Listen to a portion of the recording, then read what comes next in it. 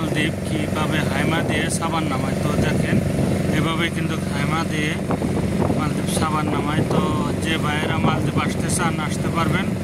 তো দেখেন এইভাবে কী করে। আর মালদ্বীপের আইল্যান্ড কোনা এরকম কাঁচা রাস্তায় বেশি মানে পাকা করে না, যে কোনো রাস্তায় দেখা যায় ডেজার্টে মাড়ি কাটার পর মনে করেন এইভাবে ই করে।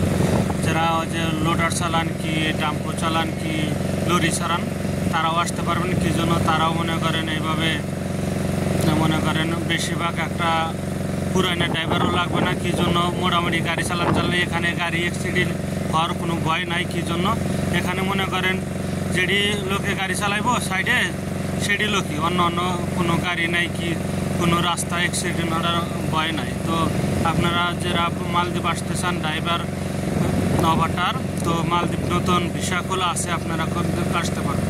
হাইমার ড্রাইভারের বেতন ভালো, এই জন্য হাইমার ড্রাইভারের কাজ এখন প্রচুর। আবার লোডার আবার লরি এখানে বলে। আবার দেখা যায় যে মনে করেন টেম্পো গাড়ি আছে, ডাম্প ট্রাক আছে।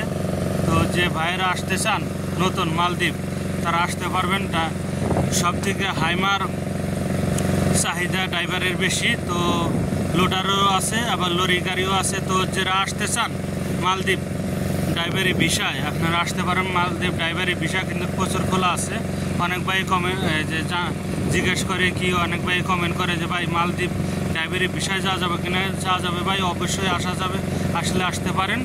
তো যে ভাইরা আসবেন তো দেখা যায় যে ড্রাইভারি ভিসায় বেশি টাকা লাগবে না, দেখা যায় 2.5 লাখ টাকা লাগবে, 2.5 লাখ থেকে 3 লাখ। তো আমার চ্যানেলটা ভালো লাগলে লাইক শেয়ার কমেন্ট করে দেবেন। ভালো থাকবেন, আল্লাহ হাফেজ।